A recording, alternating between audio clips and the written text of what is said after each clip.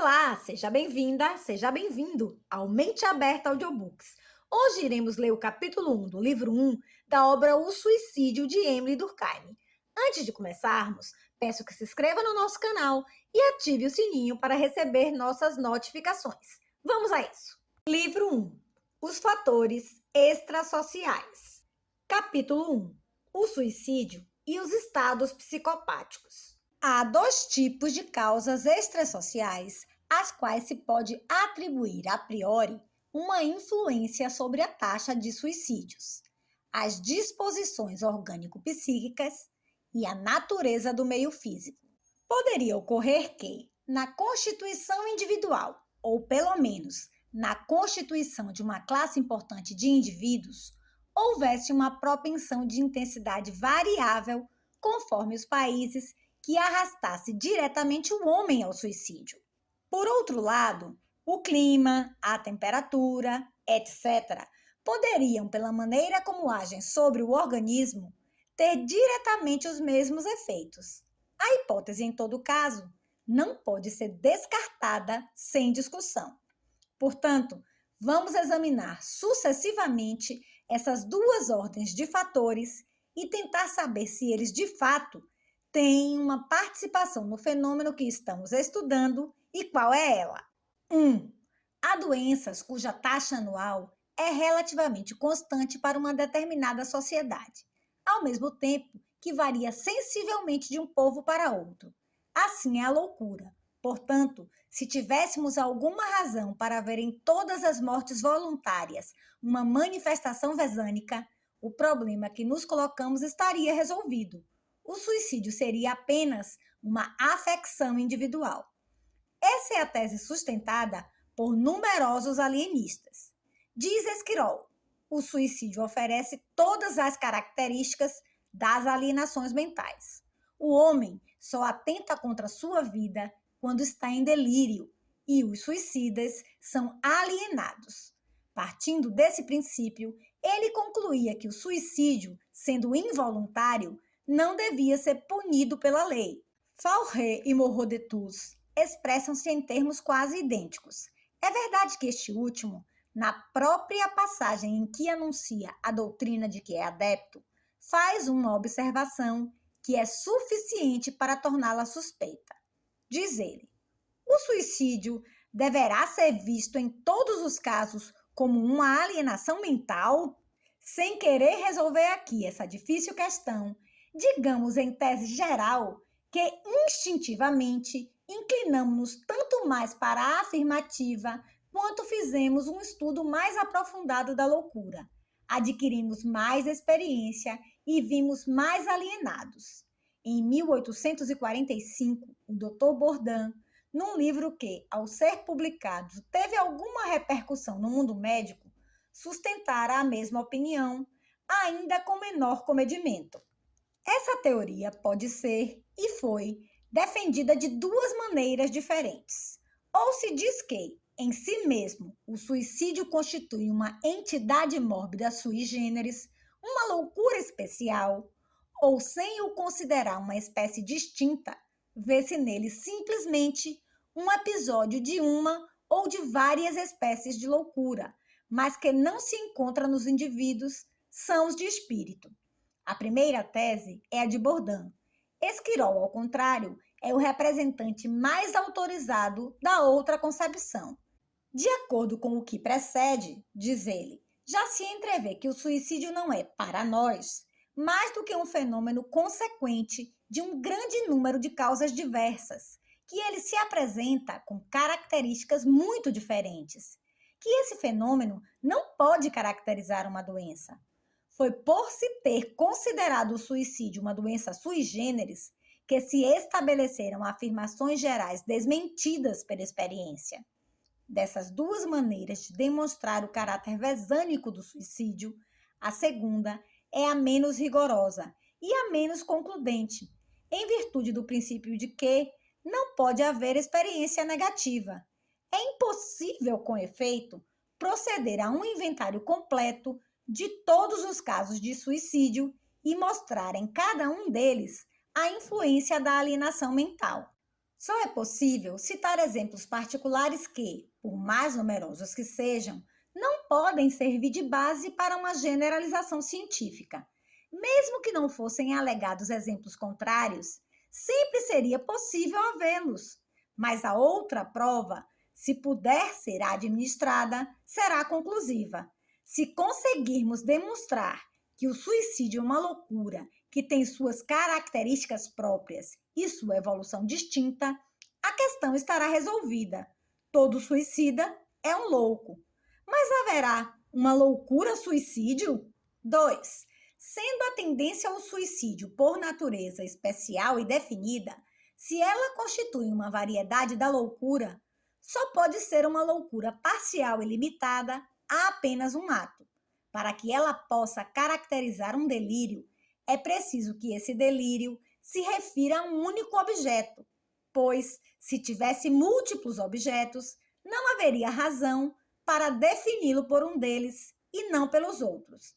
Na terminologia tradicional da patologia mental, esses delírios restritos são chamados de monomanias. O monomaníaco é um doente cuja consciência é perfeitamente sã, salvo em um ponto. Ele apresenta apenas uma tara e nitidamente localizada. Por exemplo, em alguns momentos tem uma vontade irracional e absurda de beber, ou de roubar, ou de injuriar, mas todos os seus outros atos e pensamentos são de uma correção rigorosa. Se existe, portanto, uma loucura suicídio, ela só pode ser uma monomania, e é assim que frequentemente foi qualificada.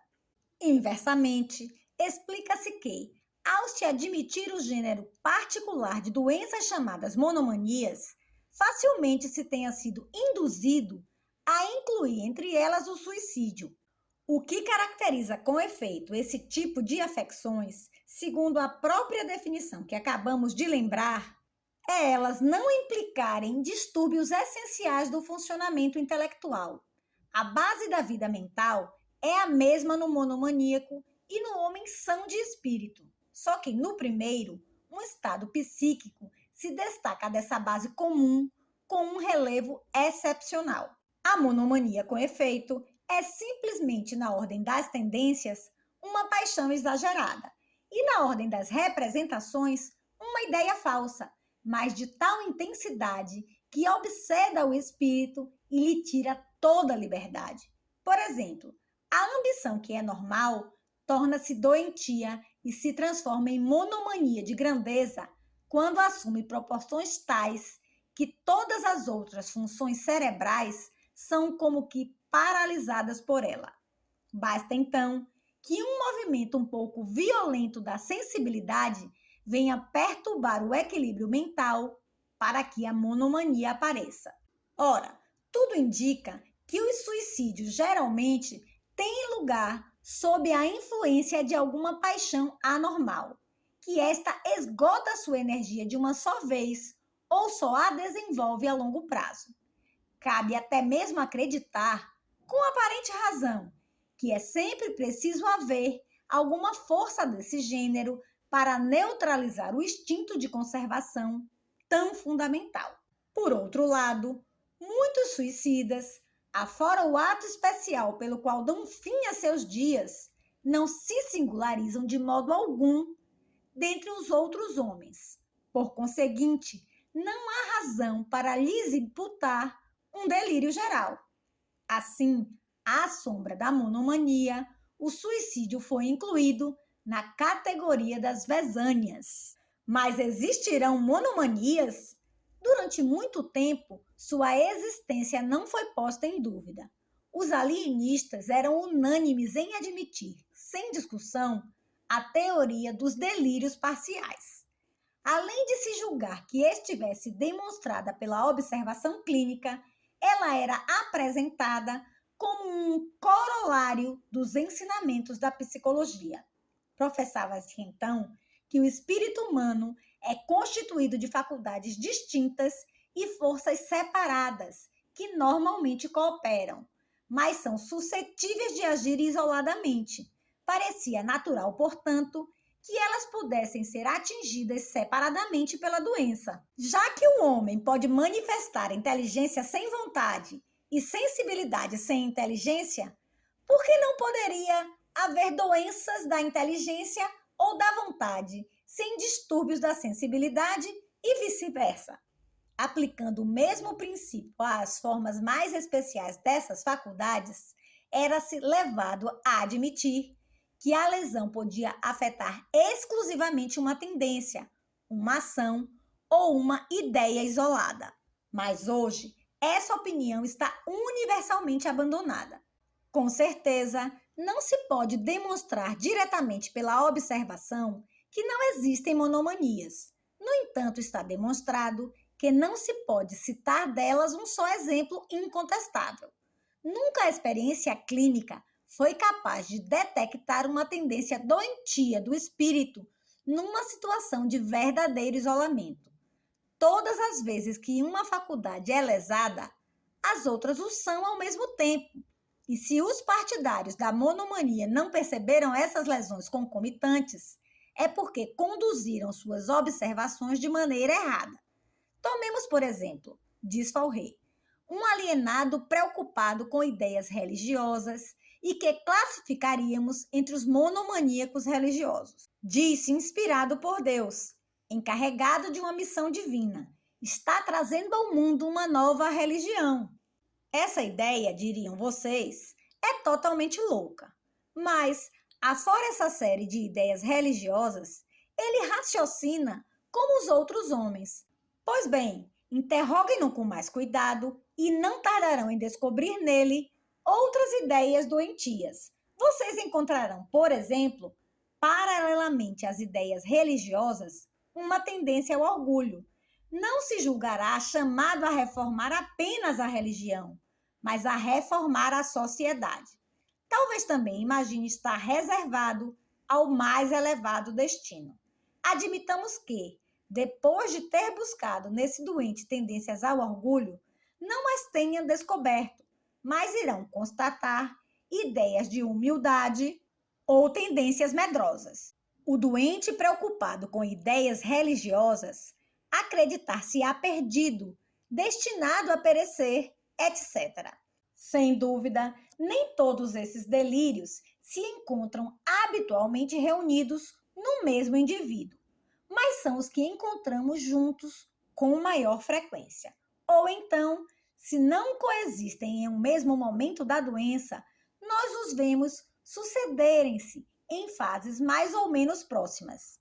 Enfim, independentemente dessas manifestações particulares, sempre há nos pretensos monomaníacos um estado geral de toda a vida mental, que é a própria base da doença e de que essas ideias delirantes são apenas a expressão superficial e temporária.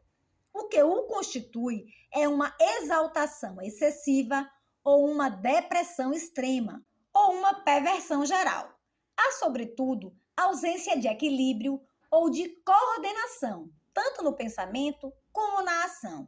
O doente raciocina, porém suas ideias não se encadeiam sem lacunas. Ele não se comporta de maneira absurda, mas seu comportamento não tem sequência. Não é correto, portanto, dizer que a loucura pode ter alguma participação e uma participação restrita. Desde que penetra o entendimento, ela o invade inteiro.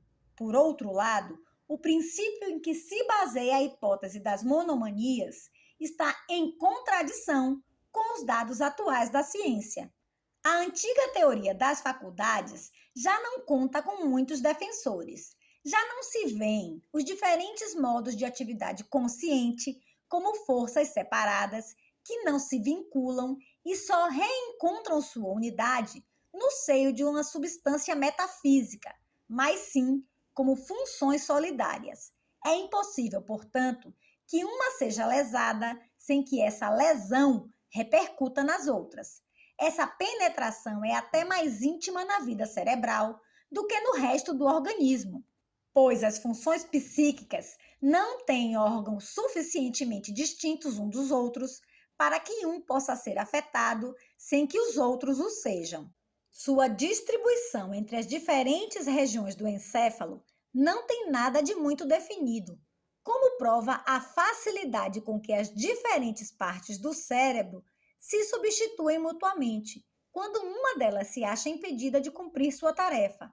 Sua sobreposição é, portanto, demasiado complexa para que a loucura possa atingir algumas, deixando as outras intactas. Com maior razão ainda, é totalmente impossível que ela possa alterar uma ideia ou um pensamento particular, sem que a vida psíquica seja alterada em sua raiz, pois as representações e as tendências não têm existência própria. Elas são pequenas substâncias, átomos espirituais que, agregando-se, formam o espírito.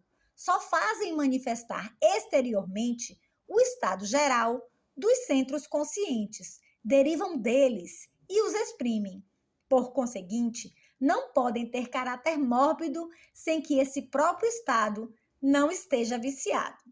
Mas, se as taras mentais não são suscetíveis de ser localizadas, não pode haver monomanias propriamente ditas. Os distúrbios aparentemente locais a que se deu esse nome resultam sempre de uma perturbação mais extensa. Não são doenças, mas acidentes particulares e secundários de doenças mais gerais. Portanto, se não há monomanias, não pode haver uma monomania suicídio e, por conseguinte, o suicídio não é uma loucura distinta. 3. É possível, no entanto, que ele só ocorra no estado de loucura. Embora em si mesmo o suicídio não seja uma vezania especial, não há forma de vezania em que ele não possa aparecer. É apenas uma síndrome episódica, mas que é frequente. Poder-se-á concluir dessa frequência que o suicídio nunca se produz no estado de saúde e que é um indício seguro de alienação mental? A conclusão seria precipitada, pois, se entre os atos dos alienados há alguns que lhes são próprios e que podem servir para caracterizar a loucura, outros, ao contrário, eles têm em comum com os homens sãos, embora entre os loucos se revistam de uma forma especial. A priori, não há razão para classificar o suicídio na primeira categoria. Sem dúvida, os alienistas afirmam que a maioria dos suicidas que conheceram apresentavam todos os sinais da alienação mental. Mas esse testemunho não pode ser suficiente para resolver a questão, pois tais análises são por demais sumárias. Aliás, de uma experiência tão estritamente especial, não se pode deduzir nenhuma lei geral. Dos suicidas que eles conheceram e que naturalmente eram alienados, não se pode tirar conclusões para o que eles não observaram e que, no entanto, são em maior número. A única maneira de proceder metodicamente consiste em classificar, segundo suas propriedades essenciais, os suicídios cometidos pelos loucos, em constituir, assim, os tipos principais de suicídios vezânicos e pesquisar se todos os casos de mortes voluntárias entram nesses quadros nosológicos. Em outras palavras, para saber se o suicídio é um ato especial aos alienados, é preciso determinar as formas que ele assume na alienação mental e verificar em seguida se os alienados são os únicos que ele afeta. Em geral, os especialistas empenharam-se pouco em classificar os suicídios de alienados. Pode-se considerar, no entanto, que os 4 tipos seguintes encerram as espécies mais importantes. As linhas essenciais dessa classificação são de Jussé e Moreau de Trousse. 1. Suicídio maníaco. Deve-se quer a alucinações, quer a ideias delirantes. O doente se mata para fugir de um perigo ou de uma vergonha imaginários, ou para obedecer a uma ordem misteriosa que recebeu de cima, etc. Mas os motivos desse suicídio e o seu modo de evolução refletem as características gerais da doença de que ele deriva, ou seja, a mania. O que distingue essa afecção é sua extrema mobilidade. As ideias, Os sentimentos mais diversos e até mais contraditórios sucedem-se em velocidade extraordinária no espírito dos maníacos. É um eterno turbilhão. Mal nasce um estado de consciência e já é substituído por outro. O mesmo ocorre quanto aos motivos que determinam o suicídio maníaco.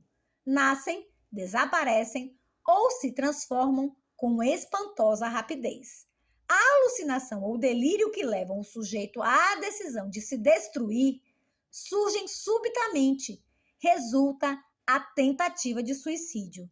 Depois, em um instante, a cena muda e, se a tentativa aborta, não se repete, pelo menos naquele momento. Se ela se reproduzir mais tarde, será por outro motivo. O incidente mais insignificante pode acarretar essas bruscas transformações. Um doente desse gênero, querendo dar fim a seus dias, jogara-se num rio de modo geral pouco profundo. Estava procurando um local em que a submersão fosse possível quando um guarda aduaneiro, suspeitando de suas intenções, aponta-lhe a arma e a ameaça atirar se ele não sair da água. Imediatamente, nosso homem volta tranquilamente para casa, sem pensar mais em se matar. 2. Suicídio melancólico. Está ligado a um estado geral de extrema depressão, de tristeza exagerada, que faz com que o doente já não aprecie sadiamente as relações que tem com ele, as pessoas e as coisas que o cercam. Não sente nenhuma atração pelos prazeres, enxerga tudo sombrio. A vida lhe parece aborrecida ou dolorosa. Como essas disposições são constantes, o mesmo ocorre com as ideias de suicídio. São dotadas de grande fixidez e os motivos gerais que as determinam são sempre sensivelmente os mesmos. Uma moça nascida de pais sadios, depois de ter passado a infância no campo, é obrigada a ir para longe, por volta dos 14 anos, para completar sua educação. A partir desse momento, desenvolve um tédio inexprimível, um gosto pronunciado pela solidão, logo um desejo de morrer que nada consegue dissipar. Ela permanece durante horas inteiras imóvel, com os olhos fixos no chão, o peito oprimido e num estado de alguém que teme um acontecimento sinistro. Na firme resolução de se jogar no rio, ela procura os lugares mais afastados, a fim de que ninguém possa vir em seu socorro. No entanto, compreendendo melhor que o ato em que está pensando é um crime, renuncia a ele por algum tempo.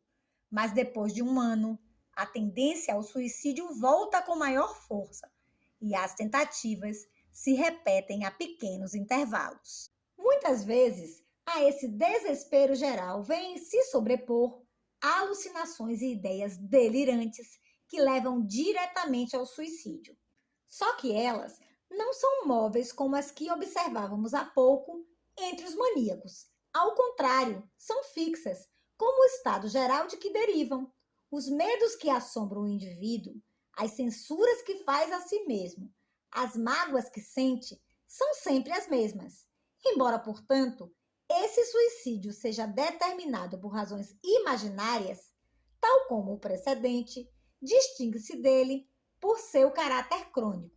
Assim, é muito tenaz. Os doentes dessa categoria preparam com calma seus meios de execução. Até revelam, na perseguição de seu objetivo, uma perseverança e, às vezes, uma astúcia incríveis. Nada se assemelha menos a essa persistência do que a perpétua instabilidade do maníaco. No primeiro caso, são apenas ondas passageiras, sem causas duradouras, ao passo que no outro há um estado constante ligado ao caráter geral do sujeito. 3. Suicídio obsessivo. Nesse caso, o suicídio não é causado por nenhum motivo, nem real nem imaginário, mas apenas pela ideia fixa da morte, que, sem razão representável, se apoderou imperiosamente do espírito do doente. Este se vê obcecado pelo desejo de se matar, embora saiba perfeitamente que não tem nenhum motivo racional para o fazer.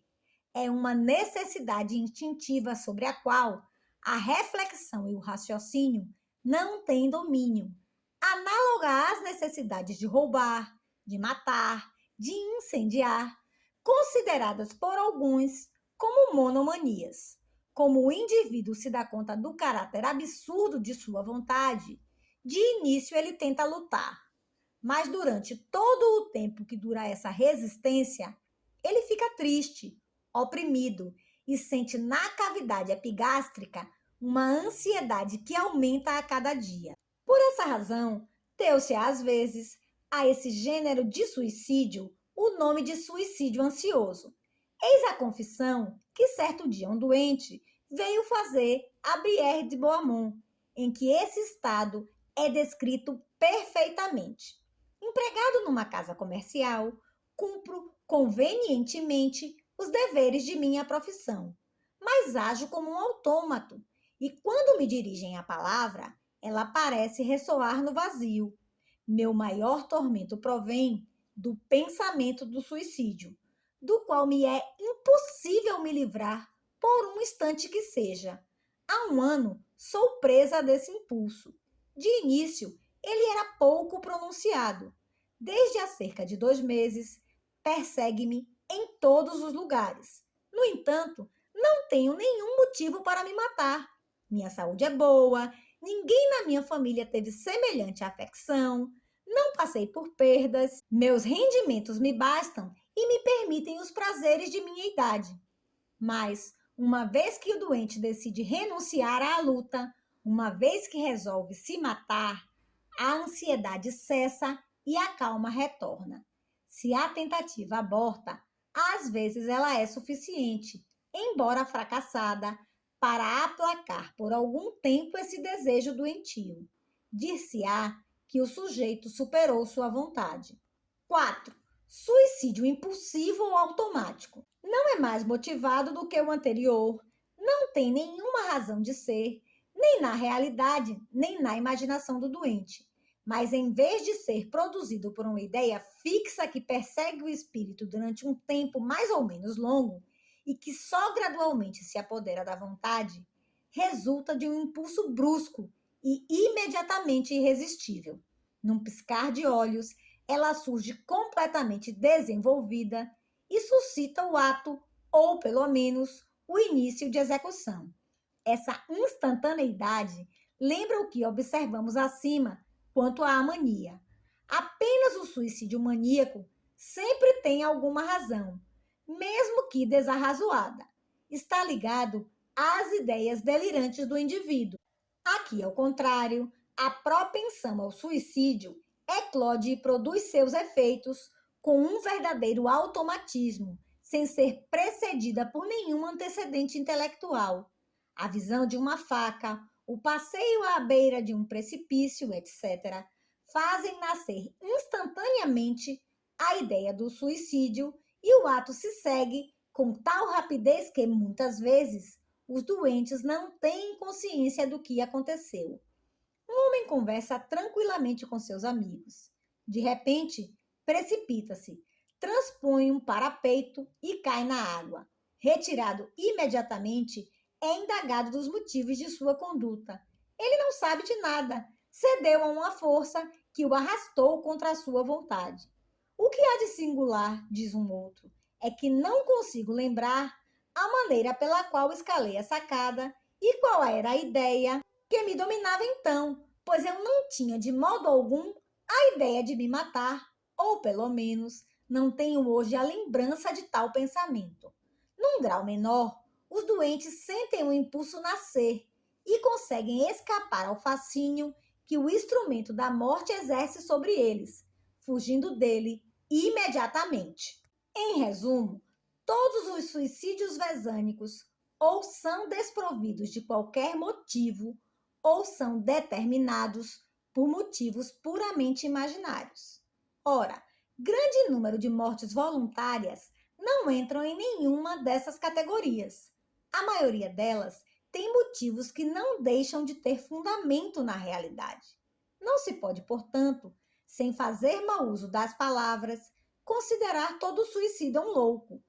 De todos os suicídios que acabamos de caracterizar, o que pode parecer mais difícil de discernir dos que se observam nos homens sãos de espírito é o suicídio melancólico, pois, com muita frequência, o homem normal que se mata também se encontra no estado de abatimento e de depressão, exatamente como o alienado. Mas sempre há entre eles a diferença essencial de que o estado do primeiro e o ato resultante dele não deixam de ter causa objetiva, ao passo que no segundo não tem nenhuma relação com as circunstâncias exteriores. Em suma, os suicídios vesânicos distinguem-se dos outros, tal como as ilusões e as alucinações se distinguem das percepções normais e como os impulsos automáticos se distinguem dos atos deliberados. É verdade, no entanto, que se passa de uns para os outros sem solução de continuidade. Mas, se isso fosse razão para identificá-los, dever-se-ia igualmente confundir, de maneira geral, a saúde com a doença, pois esta não é mais do que uma variação daquela. Mesmo que tivéssemos demonstrado que os indivíduos médios nunca se matam e que só se destroem os que apresentam alguma anomalia, ainda assim não teríamos razões para considerar a loucura como uma condição necessária do suicídio, pois um alienado não é simplesmente um homem que pensa ou que age de maneira um pouco diferente da média. Assim, só foi possível ligar tão intimamente o suicídio à loucura, restringindo arbitrariamente o sentido das palavras. Não é homicida de si mesmo, clama Esquirol, aquele que, atentando apenas a sentimentos nobres e generosos, lança-se num perigo certo, expõe-se a uma morte inevitável e sacrifica de bom grado sua vida para obedecer às leis, para preservar a fé jurada pela salvação de seu país? E ele cita o exemplo de Décio, de Dasas e etc. Fauré igualmente recusa-se a considerar Cúrcio, Codrus, Aristódemo como suicidas. Bourdain estende a mesma exceção a todas as mortes voluntárias que são inspiradas não apenas pela fé religiosa ou pelas crenças políticas, mas até mesmo por sentimentos de ternura exaltada. Sabemos, porém, que a natureza dos móveis que determinam imediatamente o suicídio não pode servir para defini-lo, nem, por conseguinte, para distingui-lo do que não é suicídio. Todos os casos de morte que resultam de um ato consumado pelo próprio paciente com pleno conhecimento dos efeitos que dele deveriam resultar, apresentam, seja qual tenha sido o seu objetivo, semelhanças por demais essenciais para poderem ser divididos em gêneros separados. Eles só podem, em qualquer circunstância, constituir espécies de um mesmo gênero. Além disso, para proceder a essas distinções, seria necessário outro critério que não o fim, mais ou menos problemático, perseguido pela vítima. Eis, portanto, pelo menos um grupo de suicídios dos quais a loucura está ausente. Ora, uma vez que abrimos a porta para as exceções, é difícil fechá-la, pois, entre as mortes inspiradas por paixões particularmente generosas e as que são determinadas por motivos menos elevados, não há solução de continuidade. Passamos de umas às outras por uma gradação imperceptível. Se, portanto, as primeiras são suicídios, não há nenhuma razão para não se dar às segundas a mesma qualificação. Assim, há suicídios, e em grande número, que não são vesânicos, são reconhecíveis pela dupla característica de serem deliberados e de as representações que entram nessa deliberação não serem puramente alucinatórias. Vemos que essa questão, tantas vezes debatida, é solúvel sem que seja necessário levantar o problema da liberdade. Para saber se todos os suicidas são loucos, não nos perguntamos se eles agem livremente ou não. só nos baseamos nas características empíricas que os diferentes tipos de mortes voluntárias apresentam à observação. 4. Uma vez que os suicídios de alienados não são a totalidade do gênero, mas representam apenas uma de suas variedades, os estados psicopáticos que constituem a alienação mental não podem dar conta da tendência coletiva ao suicídio em sua generalidade. Mas, entre a alienação mental propriamente dita e o perfeito equilíbrio da inteligência, existe toda uma série de intermediários. São as anomalias diversas que, em geral, se reúnem sob o nome comum de neurastenia. Cabe, portanto, pesquisar se, de fato, na ausência da loucura, elas não desempenham um papel importante na gênese do fenômeno que nos ocupa. É a própria existência do suicídio vesânico que coloca a questão. Com efeito, uma perversão profunda do sistema nervoso é suficiente para criar integralmente o suicídio. Uma perversão menor deve, em grau menor, exercer a mesma influência. A neurastenia é um tipo de loucura rudimentar. Portanto, ela deve ter, em parte, os mesmos efeitos. Ora, a neurastenia é um estado muito mais difundido do que a vesania. Tem até se generalizado cada vez mais. Pode ser, então, que o conjunto de anomalias chamadas assim seja um dos fatores em função dos quais a taxa de suicídio varia. Compreende-se, aliás, que a neurastenia possa predispor ao suicídio, pois os neurastênicos são, por seu temperamento, como que predestinados ao sofrimento. Sabe-se, com efeito, que a dor geralmente resulta de um abalo forte demais do sistema nervoso. Uma onda nervosa muito intensa é quase sempre dolorosa, mas essa intensidade máxima, além da qual a dor começa, varia conforme o indivíduo. Ela é maior naqueles cujos nervos são mais resistentes, menor nos outros. Por conseguinte, nestes últimos, a zona da dor começa mais cedo. Para o neuropata, qualquer impressão é causa de mal-estar. Qualquer movimento é uma fadiga. Seus nervos, como que à flor da pele, comprimem-se ao menor contato. A realização das funções fisiológicas, que são geralmente as mais silenciosas, é para ele uma fonte de sensações geralmente penosas. É verdade que, em contrapartida, a zona dos prazeres também começa num nível mais baixo, pois essa penetrabilidade excessiva de um sistema nervoso enfraquecido torna-o acessível a excitações que não chegariam a abalar um organismo normal. Assim, acontecimentos insignificantes podem ser, para um indivíduo como esse, uma ocasião de prazeres desmensurados. Parece, portanto, que ele deva ganhar de um lado o que perde do outro e que, graças a essa compensação, ele esteja tão armado quanto outros para sustentar a luta. Não é nada disso, contudo, e sua inferioridade é real, pois as impressões correntes, as sensações cujo retorno às condições de existência média acarretam com maior frequência, sempre têm uma certa força. Para ele, consequentemente, a vida corre o risco de não ser muito suave. Sem dúvida, quando pode retirar-se dela, cria para si um meio especial em que o barulho de fora lhe chegue apenas abafado. Ele consegue viver sem sofrer demais. Por isso, às vezes, o vemos fugir do mundo que o machuca e buscar a solidão. Mas quando é obrigado a entrar na confusão, se não tem como abrigar cuidadosamente sua delicadeza doentia contra os choques externos, tem grandes possibilidades de sentir mais dores do que prazeres. Tais organismos, portanto, são um terreno predileto para a ideia do suicídio. Essa razão nem mesmo é a única que torna difícil a vida do neuropata.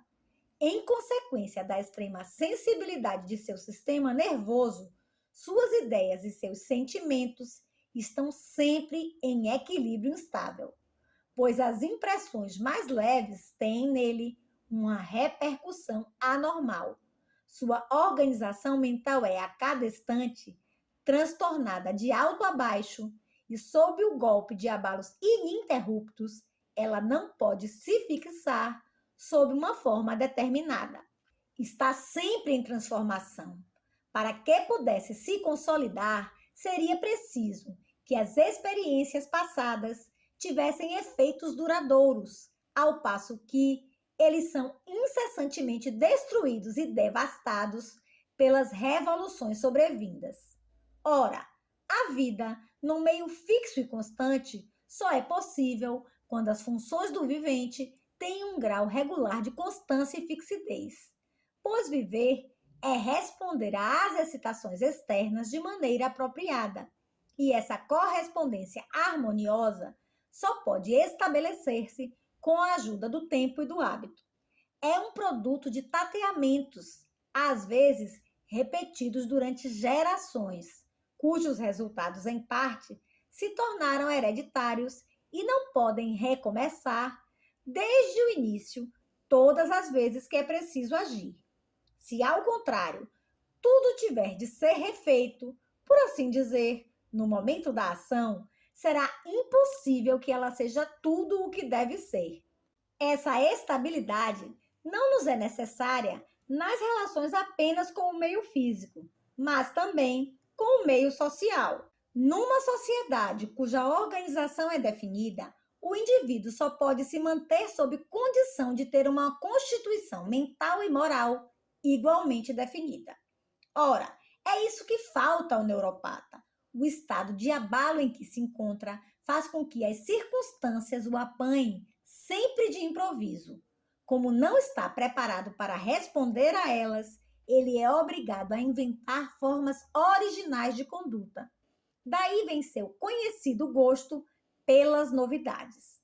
Mas, quando se trata de se adaptar a situações tradicionais, combinações improvisadas não podem prevalecer sobre as consagradas pela experiência. Na maioria das vezes, portanto, elas fracassam. Assim, quanto mais fixidez tem o sistema social, mais o indivíduo, com tal mobilidade, tem dificuldade para viver nele. É muito provável, portanto, que esse tipo psicológico seja o mais frequentemente encontrado entre os suicidas. Resta saber qual a participação dessa condição totalmente individual na produção das mortes voluntárias. Será que ela é suficiente para suscitá-las, por menos que seja ajudada pelas circunstâncias, ou seu único efeito é tornar os indivíduos mais acessíveis à ação de forças que lhes são exteriores e que constituem por si sós as causas determinantes do fenômeno?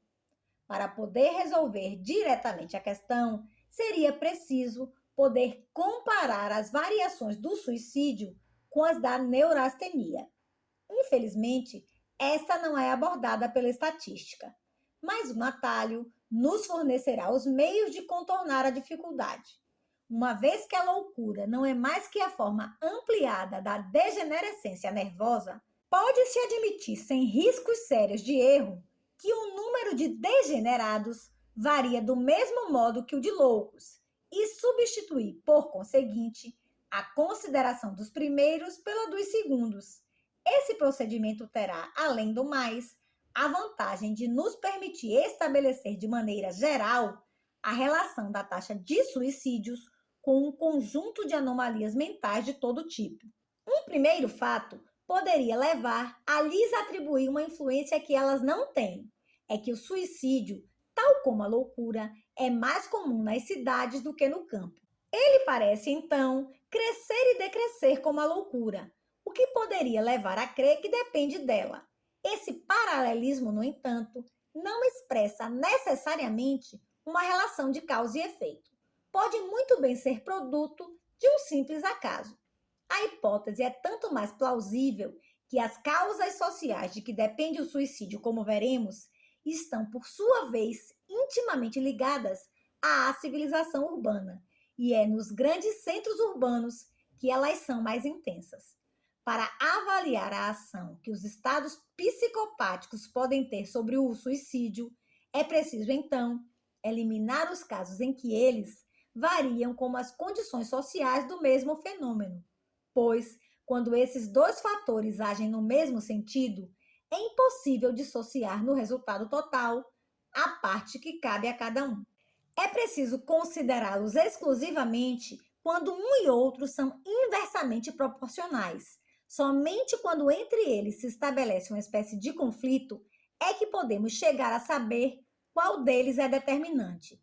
Se os distúrbios mentais desempenham o papel essencial que às vezes lhe foi atribuído, eles devem revelar sua presença por efeitos característicos, mesmo que as condições sociais tendam a neutralizá-los. Inversamente, estas devem ser impedidas de se manifestar quando as condições individuais agem em sentido inverso.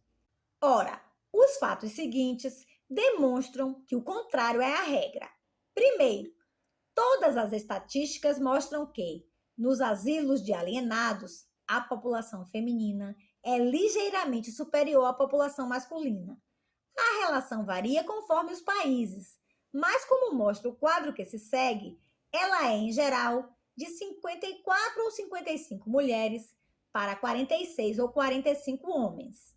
Koch reuniu os resultados do recenseamento efetuado em 11 estados diferentes do conjunto da população de alienados. De 166.675 loucos dos dois sexos, encontrou 78.584 homens e 88.091 mulheres, ou seja, 1,8 alienado por mil habitantes do sexo masculino e 1,30 por mil habitantes do outro sexo.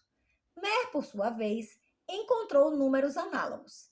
Indagou-se, na verdade, se esse excedente de mulheres não se deveria simplesmente ao fato de a mortalidade dos loucos ser maior do que a das loucas. De fato, é verdade que na França, de cada 100 alienados que morrem nos asilos, cerca de 55 são homens. O número mais considerável de indivíduos do sexo feminino recenseados num determinado momento não provaria, portanto, que a mulher tem maior tendência à loucura, mas apenas que, nessa condição, aliás, como em todas as outras, ela sobrevive melhor do que o homem. Mas nem por isso deixa de ser verdade que a população existente de alienados conta com mais mulheres do que homens.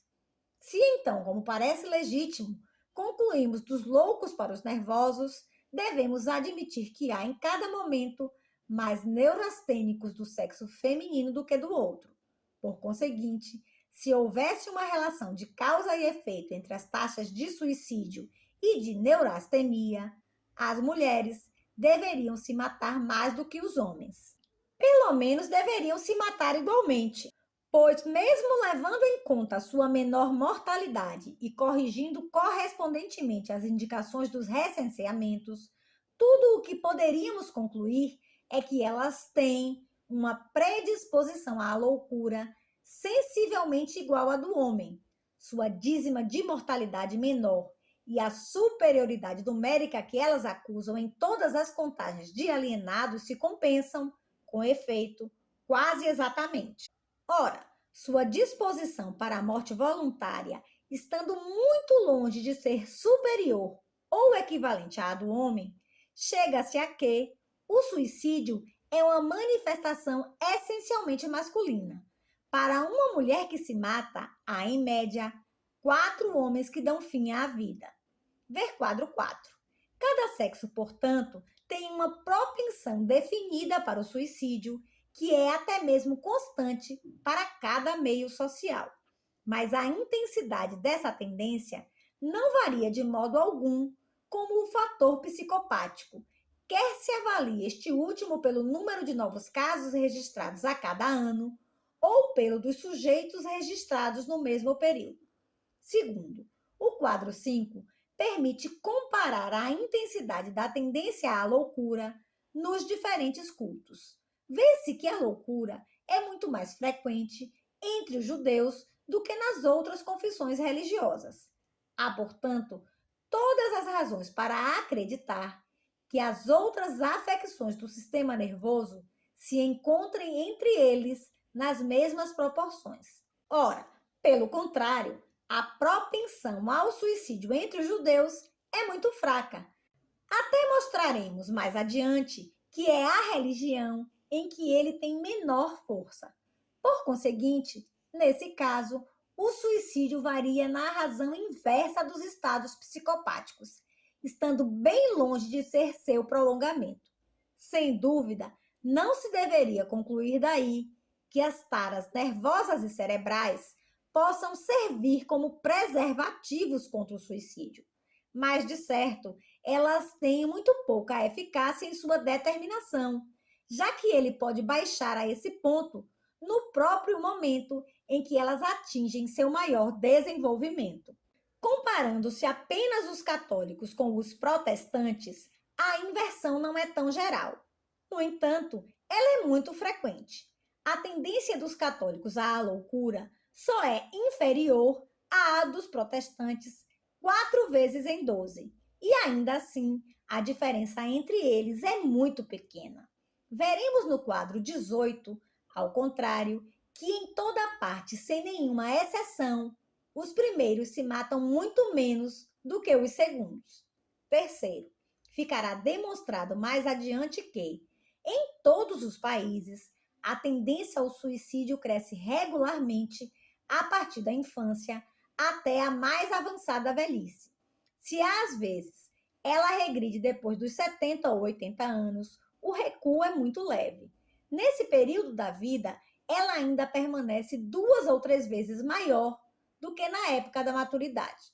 Ao contrário, é durante a maturidade que a loucura se manifesta com maior frequência. O perigo é maior por volta dos 30 anos. Depois diminui, e é durante a velhice que o perigo é menor, e muito. Tal antagonismo seria inexplicável se as causas que fazem o suicídio variar e as que determinam os distúrbios mentais não fossem de natureza diferente. Quando comparamos as taxas de suicídio em cada idade, não mais com a frequência relativa dos casos novos de loucura que se produzem no mesmo período, mas com o efetivo proporcional da população alienada, a ausência de paralelismo não é menos evidente. É por volta dos 35 anos que os loucos são mais numerosos em relação ao conjunto da população. A proporção permanece mais ou menos a mesma até por volta dos 60 anos. Depois diminui rapidamente. Ela é mínima, portanto, quando a taxa de suicídios é máxima e é impossível perceber antes qualquer relação regular entre as variações que se produzem de um lado e de outro. Quarto, se compararmos as diferentes sociedades sob o ponto de vista tanto do suicídio como da loucura, também não encontraremos relação entre as variações desses dois fenômenos. É verdade que a estatística da alienação mental não é feita com precisão suficiente para que essas comparações internacionais possam ser de exatidão muito rigorosa. No entanto, é notável que os 2 quadros seguintes, que extraímos de 2 autores diferentes, deem resultados sensivelmente concordantes. Assim, os países em que há menos loucos são aqueles em que há mais suicídios. O caso da Saxônia chama particularmente a atenção. Em seu ótimo estudo sobre o suicídio no departamento Sept-Manet, o Dr. Leroy já fizeram uma observação análoga. Quase sempre, diz ele, localidades onde se encontra uma proporção notável de doenças mentais têm também uma proporção notável de suicídios. No entanto, os 2 máximos podem estar completamente separados. Eu estaria até mesmo disposto a acreditar que, ao lado de países bastante felizes por não terem nem doenças mentais nem suicídios, há outros em que as doenças mentais apareceram sozinhas. Em outros locais, acontece o inverso.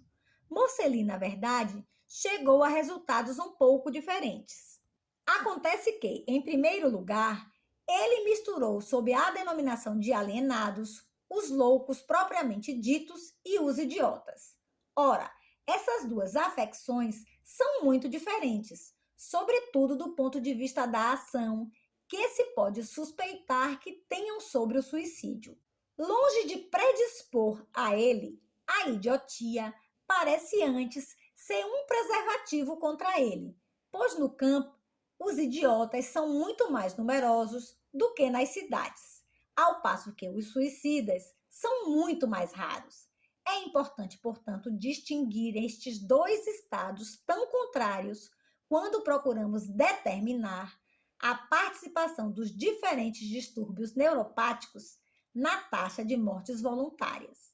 Mas, mesmo os misturando, não chegamos a estabelecer um paralelismo regular entre o desenvolvimento da alienação mental e o do suicídio. Se de fato, considerando incontestáveis os números de Morcelli, classificarmos os principais países da Europa em 5 grupos, segundo a importância de sua população alienada, idiotas e loucos, estando reunidos sob a mesma rubrica, e se calcularmos em seguida a média de suicídios em cada um desses grupos, obteremos o quadro que se segue. Podemos dizer que, em linhas gerais, onde há muitos loucos e idiotas, há também muitos suicídios, e vice-versa. Mas não há entre as duas escalas uma correspondência regular que manifesta a existência de um vínculo causal determinado entre as duas ordens de fenômenos. O segundo grupo, que deveria ter menos suicídios do que o primeiro, tem mais. O quinto, que do mesmo ponto de vista deveria ser inferior a todos os outros, é, ao contrário, superior ao quarto e até mesmo ao terceiro. Se finalmente substituirmos a estatística da alienação mental apresentada por Morcelli pela de Koch, que é muito mais completa e, ao que parece, mais rigorosa, a ausência de paralelismo é ainda mais pronunciada. Aqui está, com efeito, o que encontramos.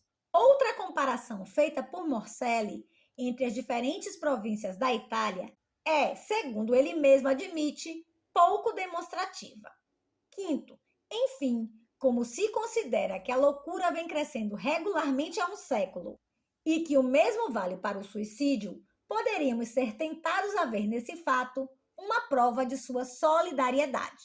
No entanto, o que o priva de todo valor demonstrativo é o fato de que, nas sociedades inferiores, em que a loucura é muito rara, o suicídio, às vezes é, pelo contrário, muito frequente, como mostraremos adiante.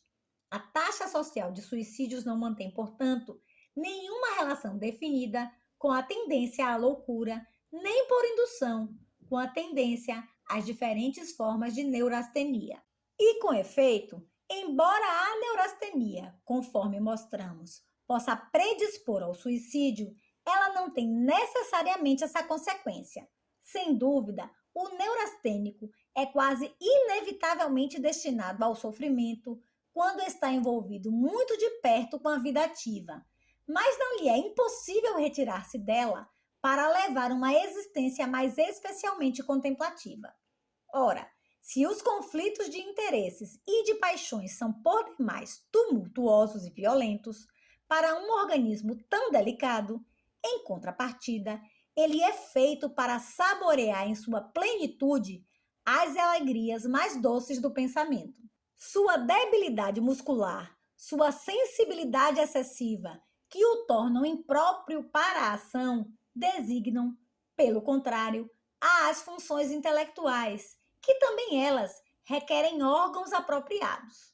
Do mesmo modo, se um meio social por demais imutável só pode entrar em choque com seus instintos naturais, na medida em que a própria sociedade é móvel e só pode se manter sob condição de progredir, ele tem um papel útil a ser desempenhado, pois é, por excelência, o instrumento do progresso. Justamente por ser refratário à tradição e ao jugo do hábito, ele é uma fonte eminentemente fecunda de novidades. E, como as sociedades mais cultivadas são também aquelas em que as funções representativas são as mais necessárias e mais desenvolvidas, e como, ao mesmo tempo, por causa de sua grande complexidade, uma mudança quase incessante é condição de sua existência, no momento preciso em que os neurastênicos são mais numerosos, é que eles têm também mais razões de ser. Não são, portanto, seres essencialmente associais, que se eliminam por si mesmos porque não nasceram para viver no meio em que estão.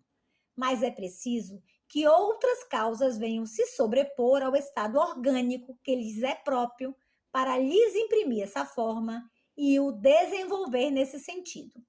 Em si mesma, a neurastenia é uma predisposição muito geral que não leva necessariamente a nenhum ato determinado, mas que pode, conforme as circunstâncias, tomar as formas mais variadas.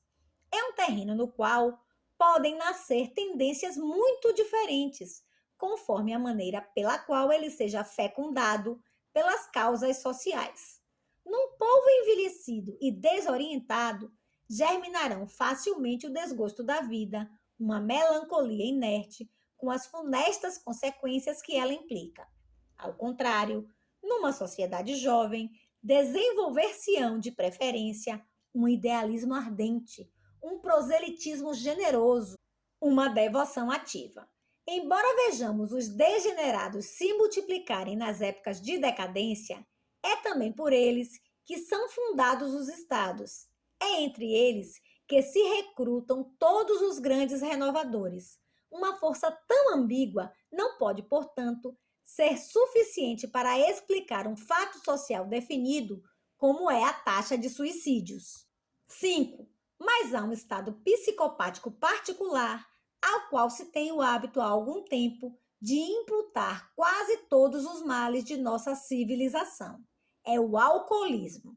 Já se lhe atribuem, com ou sem razão, os progressos da loucura, do pauperismo, da criminalidade. Teria ele alguma influência sobre o avanço do suicídio? A priori, a hipótese parece pouco provável, pois é nas classes mais cultas e mais abastadas que o suicídio faz mais vítimas, e não é nessas classes que o alcoolismo tem sua clientela mais numerosa. Mas nada pode prevalecer contra os fatos. Vamos examiná-los. Quando comparamos o mapa francês dos suicídios com o dos processos judiciais por abuso de bebidas, não percebemos entre eles quase nenhuma relação.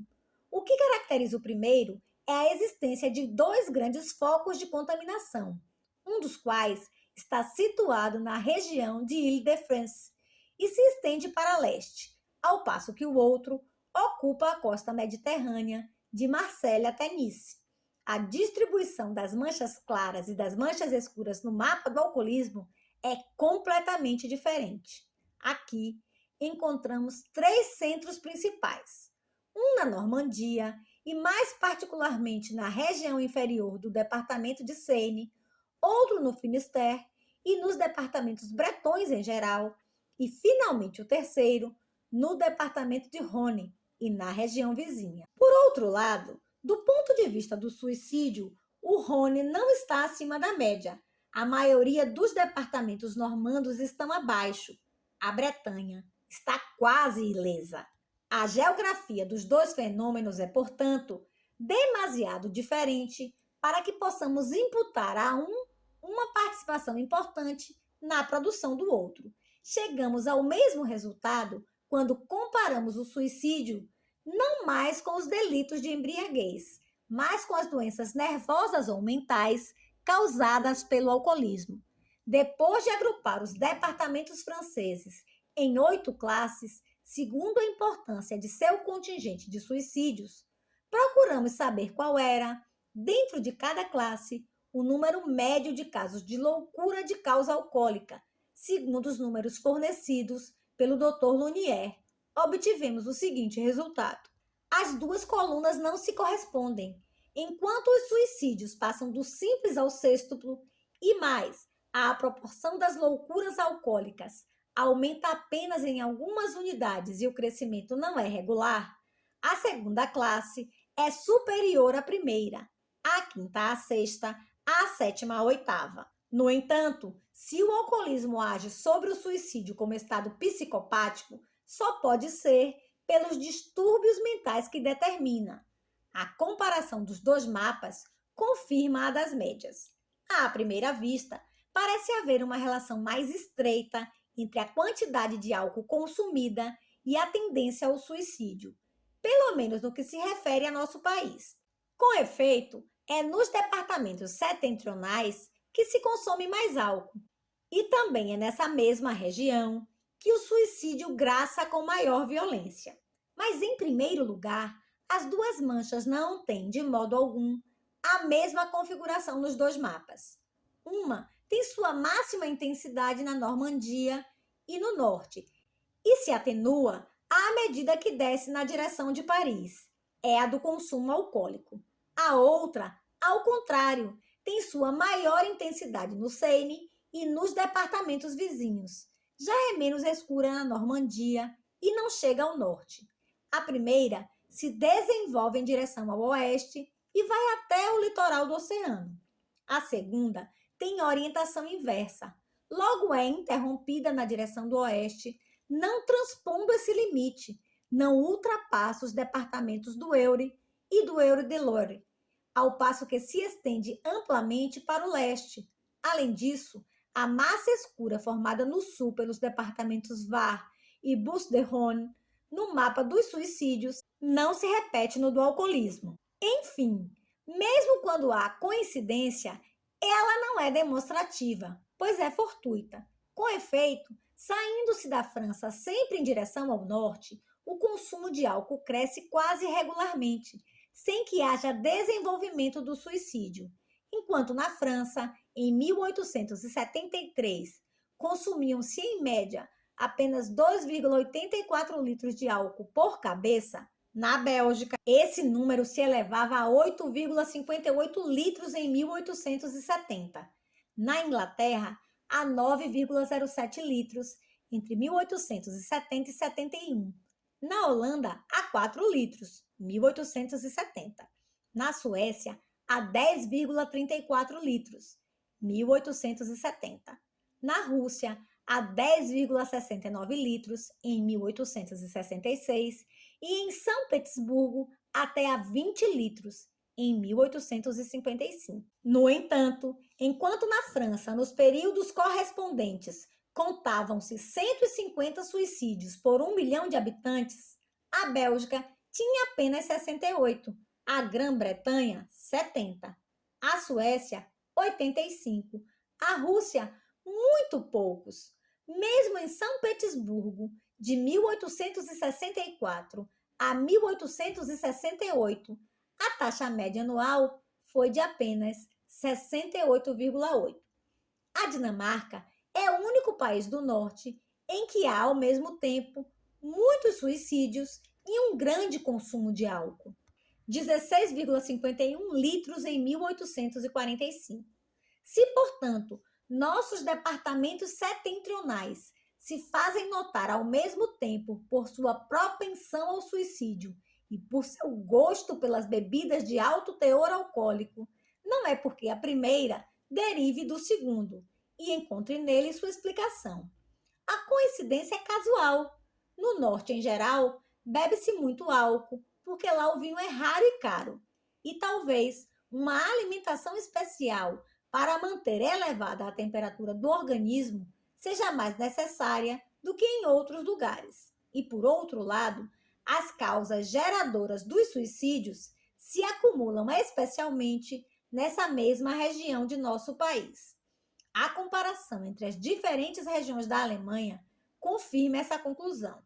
Se, com efeito, as classificarmos do duplo ponto de vista do suicídio e do consumo alcoólico, constataremos que o grupo em que há mais suicídio, o terceiro, é um dos que apresenta menor consumo de álcool.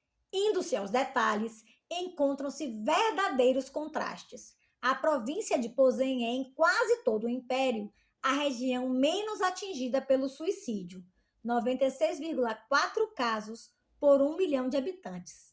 É aquela em que mais se consome álcool, 13 litros por cabeça. Na Saxônia, onde as pessoas se matam quase 4 vezes mais, 348 por 1 milhão, bebe-se 2 vezes menos. Finalmente, notaremos que o quarto grupo, em que o consumo de álcool é o mais baixo, é composto quase exclusivamente pelos estados meridionais. Por outro lado, se lá as pessoas se matam menos do que no resto da Alemanha, é porque a população é católica ou contém fortes minorias católicas. Assim, não há nenhum estado psicopático que mantenha com o suicídio uma relação regular e incontestável. Não é porque uma sociedade tem um número maior ou menor de neuropatas que ela tem um número maior ou menor de suicidas. Embora a degenerescência, sob suas diferentes formas, constitua um terreno psicológico eminentemente apropriado à ação das causas que podem determinar o homem a se matar, ela não é em si uma dessas causas. Pode-se admitir que, em circunstâncias idênticas, o degenerado se mata mais facilmente do que os sujeitos são, mas ele não se mata necessariamente em virtude de seu estado. A virtualidade que há nele só pode passar ao ato sob a ação de outros fatores que devemos pesquisar.